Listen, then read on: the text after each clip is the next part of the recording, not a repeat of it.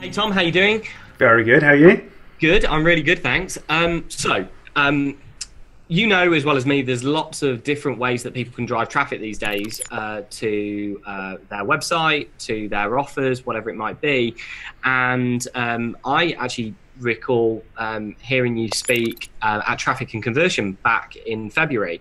And I thought it'd be really cool just to dig into the concept of YouTube advertising and how, well, really how you're helping people leverage that platform to drive more sales, conversions, and leads into their business. So I just figured that we should have a chat about that, really. Cool, yeah. I think that the presentation I gave in San Diego at TNC was focusing on a particular case study where we had got like 388% ROI for one of our clients. And we talked about the logistics of it, like specifically what to do to like create your ads and run those ads and find your audience and get the conversions up. And I think that when I speak to, it always depends on who I'm speaking to really and how I describe what YouTube advertising is, because it's different for everybody in a weird way. The process of actually advertising on YouTube is pretty much the same every time, but getting in front of your audience is typically like the big thing. And we've only really, in the last, I would say 3 or 4 months, got to the point where we can really confidently talk about how we do it. It's always been like a intrinsic understanding of like, yeah, we know where the audience is, we know kind of how to get in front of them, but we never really thought about how we can describe that to somebody else. It's like once you've been doing it for a few months in the agency and that's all you do it day in, day out, it's kind of like, cool, I've got it now, I understand the ecosystem of YouTube and how it works. Because YouTube works in a very, very different way to somewhere like Facebook. So with Facebook, you're kind of targeting people based on their identity. So what their interests are and what their hobbies might be, how they've categorized themselves, like whether their job title, for example, or maybe their demographics and their locations, etc. A lot of that applies to YouTube, but on YouTube, it's all about someone's intent.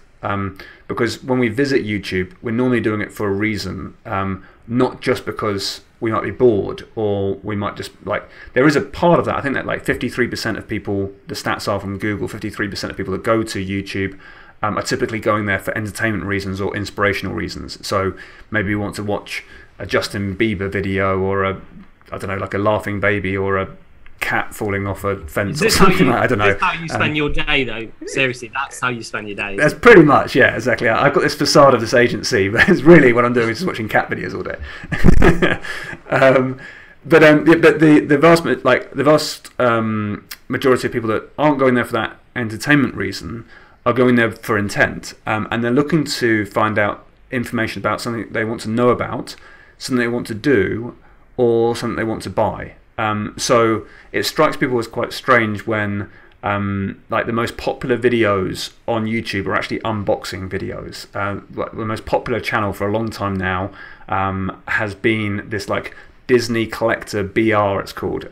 Basically it's like this channel where the owners of the channel basically just buy a Disney product and just unpackage it and say, here's what it is, here's how it all works, and just like films that. Again, another one of your personal. Yes, exactly, yeah. This is what I do all day. I just film myself unboxing products. It gets expensive. Yeah.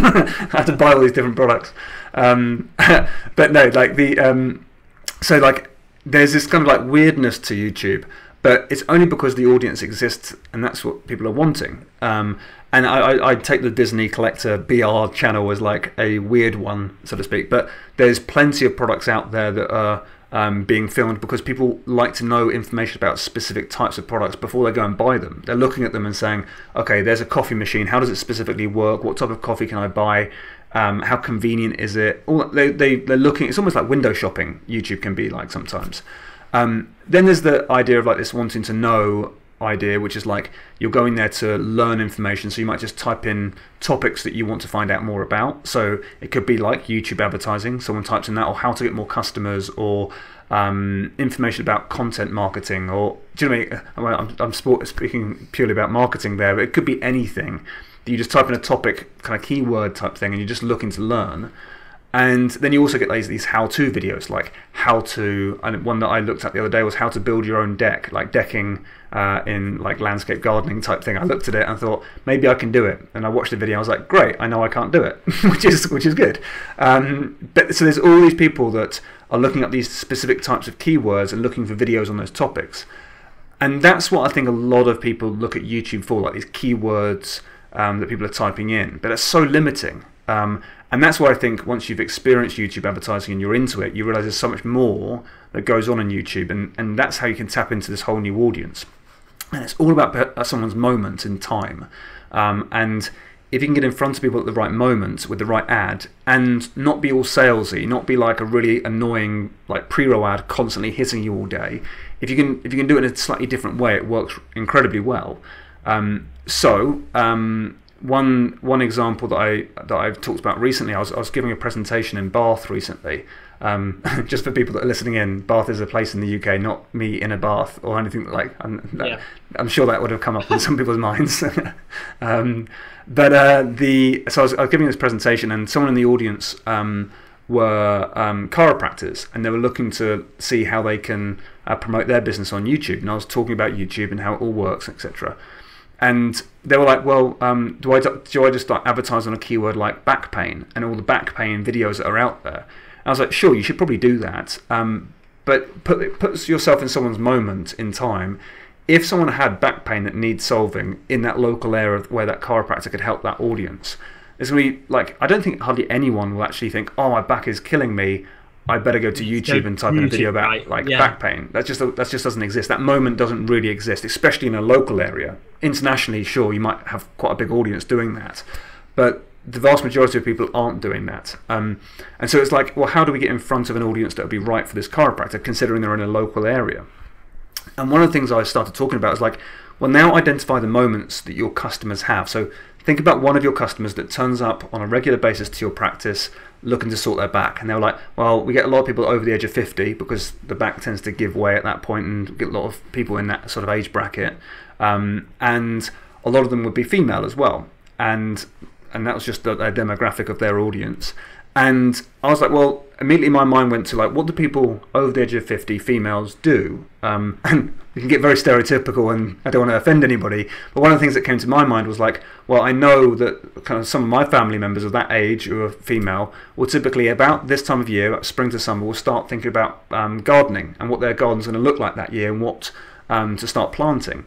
And one of the classic things with gardening is that people get a bad back doing it because they're typically on all fours, like digging up the garden or whatever it might be, making it look very pretty. And I know a lot of people complain about bad back at that point. So what a better opportunity would be to do is look up all the how-to video about gardening stuff, target females of a certain age group, and say, hey, look, if you're going to, and the ad would actually be something along the lines of, if you're looking for information on gardening this year, don't you remember last year where your back was killing? Let's not have that happen again. Do you know what I mean? And then you could promote your practice and say, come down and then have a good promotional offer, come down for a free session maybe, or whatever it might be, or an introductory session, come down and we'll align your back and make sure that you run through specific exercises so that you don't hurt your back this summer gardening or something like that. Nice. Now, it'll be a very specific message to a very specific audience, but guess what? That's just one moment, and there's going to be so many more for like sports related people. I just run the marathon and my lower back was in a lot of pain during the training, and if someone's message came up and said, hey look, if you're running the marathon in the next few weeks, you want to definitely sort out your lower back. And I was like, oh my god, I would have bought preventative. That. Sure. Nice. So like it's knowing what's happening. So like if the London Marathon's coming up and I'm typing in something like, I don't know, like marathon training plans for beginners or something like that, then the chiropractor should really know at that point and say, well, that's kind of my ideal audience, because I can say to them, if you're just starting out your planning for your training, remember your back's going to hurt, so why don't you just have a few sessions and make sure that your back is aligned properly before you go out and run that marathon. And there's so many people doing that in the local area.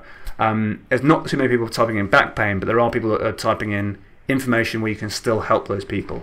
And it's just identifying those moments that people have, and if you can identify those and then have an ad and match that message with that moment, then you tend to find that you do very, very well indeed.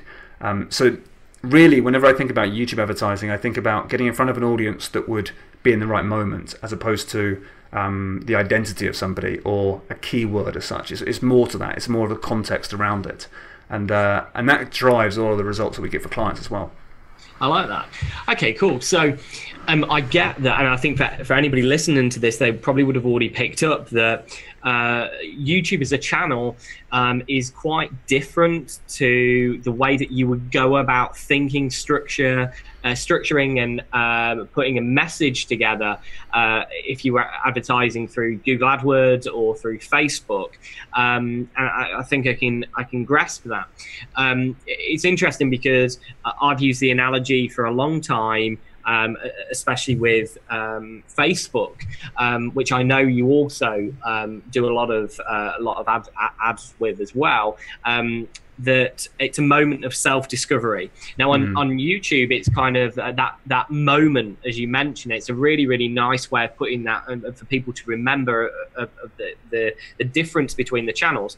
In Facebook, for most, it is a moment of discovery, and that moment of discovery, because of course you have interests that are aligned with the ad that's being served to you, and so you've discovered something that is of interest because of that.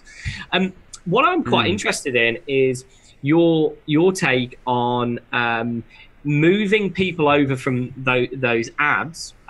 We'll keep to YouTube for this particular thing. So I think it's so fresh, it's so new, and most people aren't really diving deep enough to get the results that they could get, because they're not necessarily getting the right direction. As a specialist in this particular area, I think that you're best served to give this answer.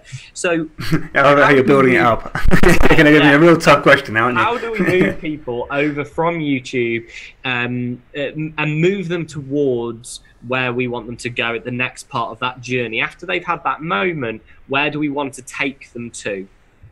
So I normally, at that stage, once we've identified the moment, I would then normally think about, like, what is it that you can give that person, typically for free, that's actually going to be useful for them, so they remember you and appreciate what you've done for them.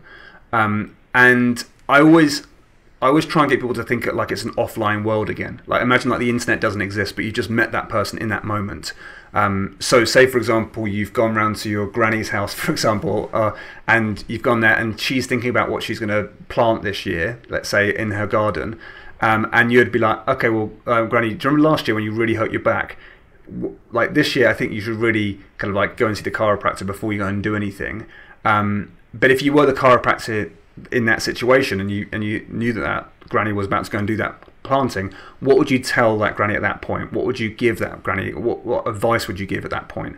And that's typically what I would say that needs to be the lead magnet. That needs to be the thing you're going to give away for free. Which means you probably need to create a lot of different lead magnets to connect with lots of different moments, but that shouldn't be too difficult. Like, for example, even like a video that we're doing right now here, like for this particular podcast episode, this is kind of like, it's easy for us to create this content because we know it, and we do this all the time. And likewise for a chiropractor, it should be pretty easy for them to think, right, this is exactly what that person wants, and I can write that up in an hour, or create a quick video with tips and advice in an hour. And at that point, I'd say, right, that needs to be the thing that you offer, the thing that you give away for a name and email of some sort to start building that relationship. Sure. Remember that some moments are going to be like they're looking for someone urgently to help them with their back pain, and that's kind of like probably a quicker call to action, if that makes sense. Like, call this number and we'll come and help you out. It's a bit like a locksmith, for example. If you're going to invest in a locksmith, it's not going to be like, I really want to build a relationship with my locksmith first. It's like, you've normally just been broken into, you just need it fixed straight away. You don't need the relationship building. And then vice versa, it could be a product where it's an expensive product, it's about the future of your business, and so you want to definitely build that relationship first. So it's just a consideration, but taking it all offline, and imagine you're meeting them in the street or meeting them at a business conference or something, it's that conversation you'd have there. And the natural progression next would be like, hey, well, I've got this for you, if that's going to be of interest. And that's what the lead magnet or the free giveaway is going to be. Sure. Knowing that, then you can create an ad that connects with what people are about to look for in the moment and giving them the next thing. And then the ad becomes a lot easier to create.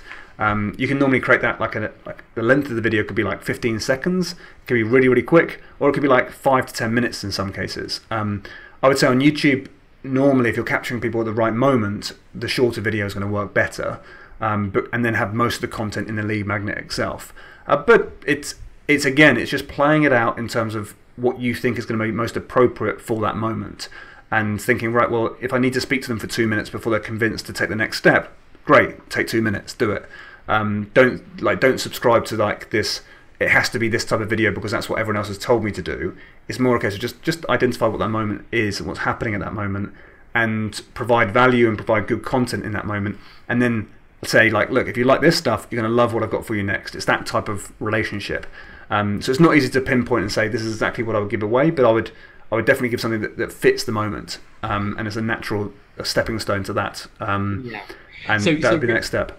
So really it's the alignment of where they come from to where you want to take them is the critical thing of what you're going to actually offer them.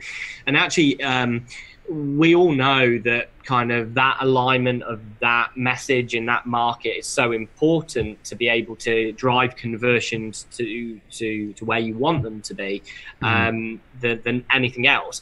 What's interesting is, not for anybody listening to this, is probably not to get too twisted up what Tom's talking about in terms of YouTube advertising versus something like YouTube remarketing, which is kind of using YouTube as an asset that is driving people back to another offer that you'd already made to them. So I just wanted to make that distinction because it is very different. It's a different way to use that type of channel than anything else. And that also kind of brings me on to talk about, you know, what a lot of people tend to do, especially when they hear about a new way to drive traffic, drive people towards their offers, is that they don't personalize and change those offers depending upon where they're coming from.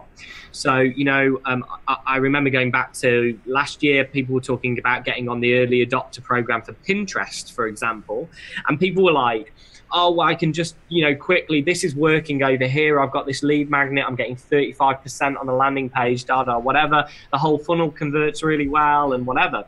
The fact is that you really need to consider what type of traffic you're using and where you're driving them to actually get something to work. And it's fair to say, because something works on Facebook doesn't necessarily mean the same offer, same lead magnet is going to work on YouTube. And of course it comes down to testing, it comes down to really understanding, you know, that moment that people are in and what they're actually looking for. But it's different, and I think you've got to do that hard work to segment and get clear on the message that you need to put in front of people. So I just spoke for a few moments then about obviously using, you know, different channels to drive people to your offers, and YouTube obviously being one of them. Let's just talk. I think actually we want to create a different podcast episode about specifically YouTube remarketing. But could we just touch on YouTube remarketing as an asset that we can use within our existing marketing and existing advertising platforms we're already using? So if we're already using Google AdWords, or we're already using Facebook advertising to drive people into a page, how could we use YouTube remarketing to be able to support our ongoing funnel? Good question. So so like the fundamental aspect of YouTube remarketing, and just for clarification, those people that do Facebook retargeting, retargeting and remarketing is exactly the same thing, really. You're just getting back in front of people that have kind of landed on a property that you own, and so you've got a list of people that have done that through cookies. Just to run that through and make it crystal clear, it's kind of like you can take certain audiences off of people that have either watched your video, liked your video, commented on your video, etc. Anything that happens, any interaction with your actual YouTube videos themselves, you can collect an audience there. And obviously then if you've got your website pixels, you can say anyone that's visits my website as well, take those pixels as well. So there's a variety of different audiences you can create. And then, like lookalike audiences on Facebook, you can actually build what's called similar audiences on Google AdWords. So there's varieties there, there's different audiences you can create. I think that if you're going to start using YouTube remarketing, it's a case of, again, understanding the moment for that person. So the moment typically for most people, say for example you're sending, let's just keep it to Google for example, or just to YouTube for example, just to begin with. If you took someone who watched your video and then visited your website and then didn't opt in, you can make a list of those audiences to say, right, everyone that's hit my website but hasn't yet converted, let's show them more YouTube ads. And in that instance, you might say, right, well, now they're in a different moment because they've watched the ad, they've said they're interested in the ad enough to be able to click the link back to the website. There's something about that offer that wasn't right for them, or they decided no, not at that time. So you could, of course, promote them back to the same offer again. That's one option, and you can just keep on running the same ad to that person as well. Not the best way. The best way would probably be saying, right, that first offer wasn't right for them, and follow up with another ad to say, hey, we're running a particular webinar next week. You're going to probably want to sign up for it because it's amazing, and obviously you'll say it better than I've just said it there. But in that instance, what you're doing is you're changing the offer because they've said no to one of your offers to begin with, and so you have a different ad running to that audience, to a different offer. So that means that you can have a better customer journey because the customers experience this thing of like Granny saying, I want to plant these plants, and you said, oh, don't put your back out, come and learn how to do some back exercises so that you don't put your back out this summer. And then she was interested enough to click back to the website, but she didn't leave her name and email. At that point, you might say, right, well, let's stop showing that first ad and instead show this next ad, which is like, hey, let me show you how to strengthen your back in 3 easy steps.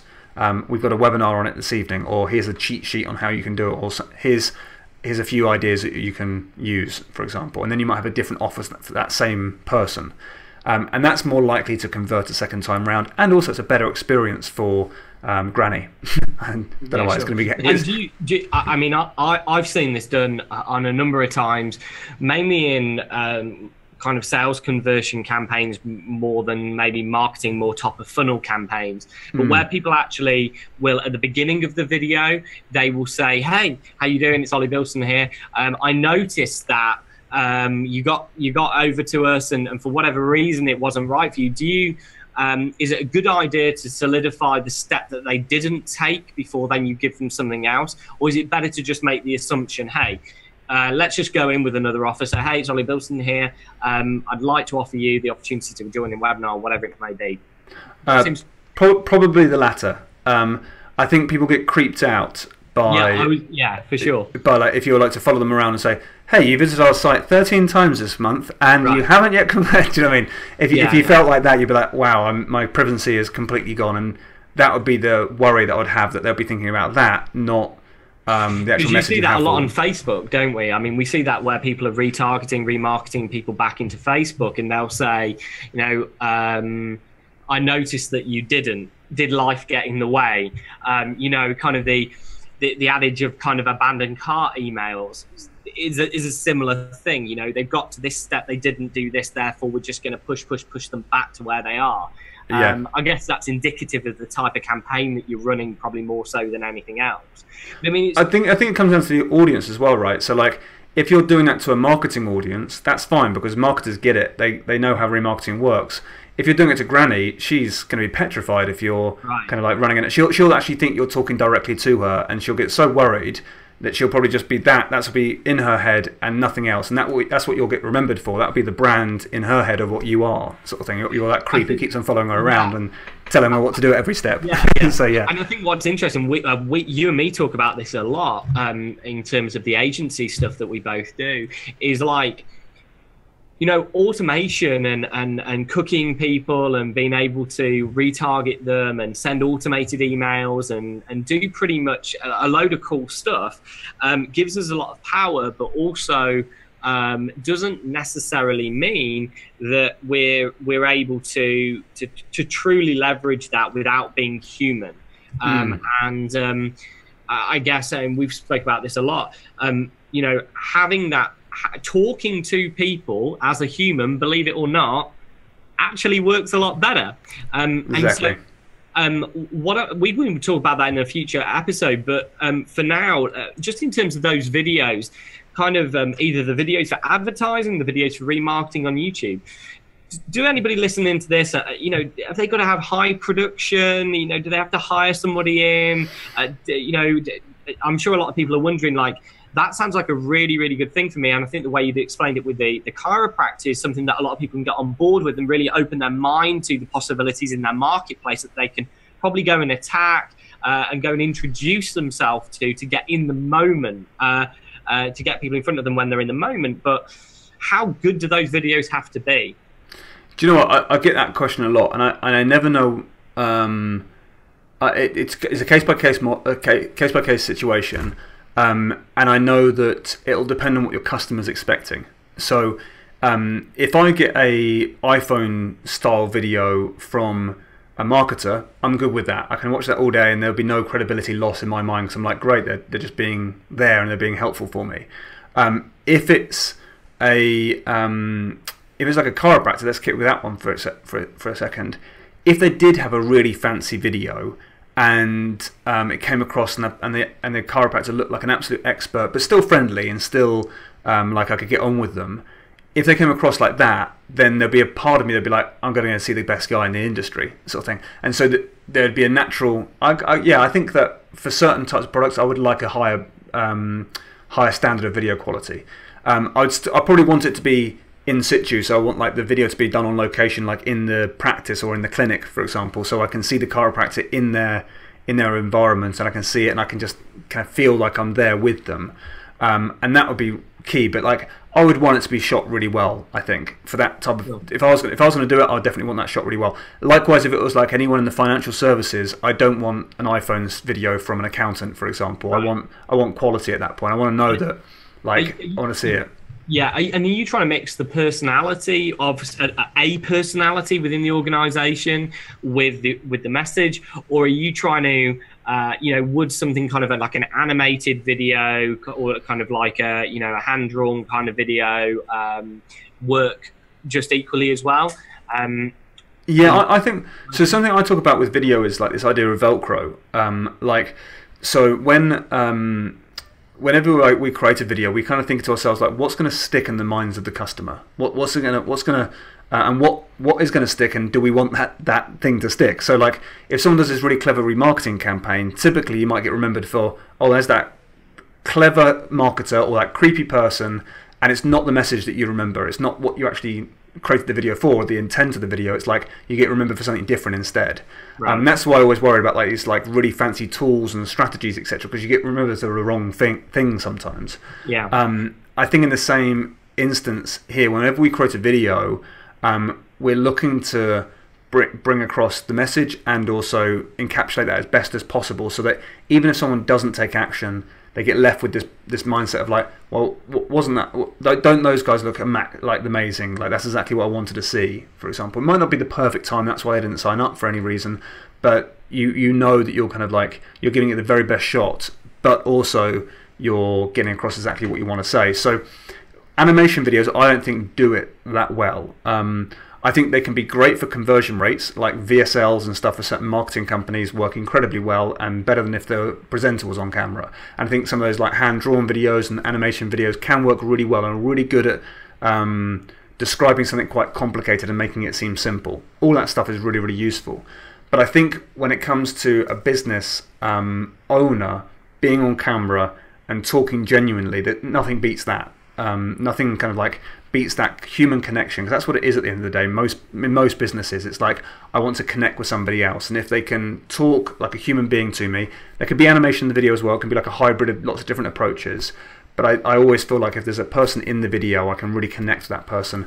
And the stats typically show, whilst animation videos can get really good like direct response conversion rates, etc. Like, so if you just had an animation video as an ad, it can work really well. But those ads that you have which has the person in them, and then you have remarketing off the back of that, the person gets remembered so much more than some animation. And even if you try and get the logo in there, the logo sticks to a certain extent, but a person sticks so much better. And so I normally say to people, try and get on camera, try and, even if for a few seconds, just have your face on there at the start of the video so someone's got that connection, they know they're dealing with a human being, and then it does wonders for the actual length of the connection that people will have, and they'll remember you and they'll remember what you stand for and everything else like that.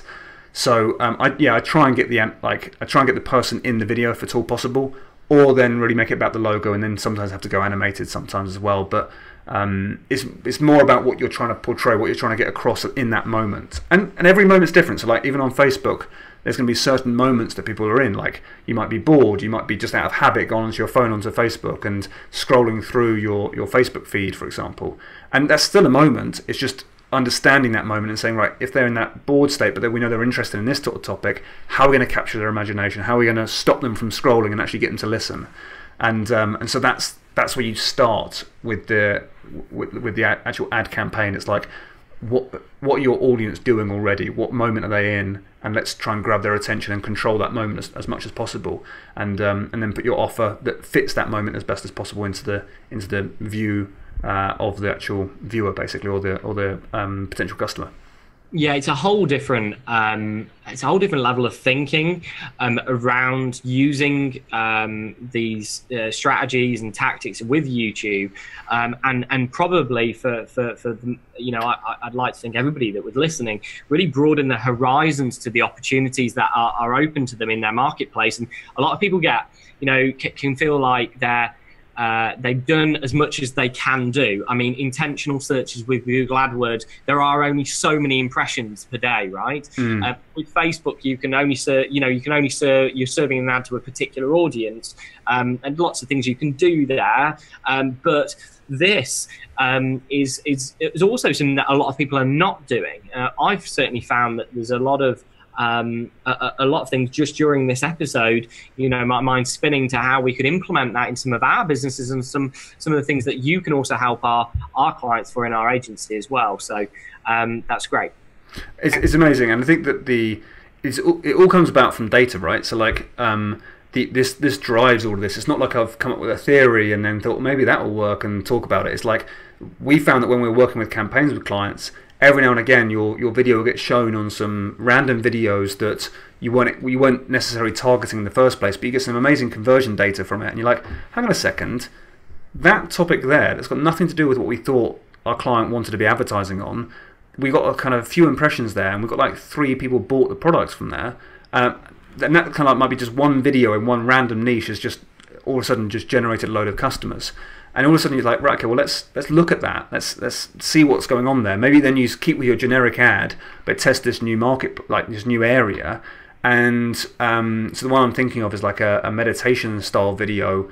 We were advertising on a meditation video, and we didn't even realize we were advertising on it because it was kind of keyworded weirdly, basically, just as ambiguity. We started getting some exposure there, and then off the back of that, we're like, oh great, like let's.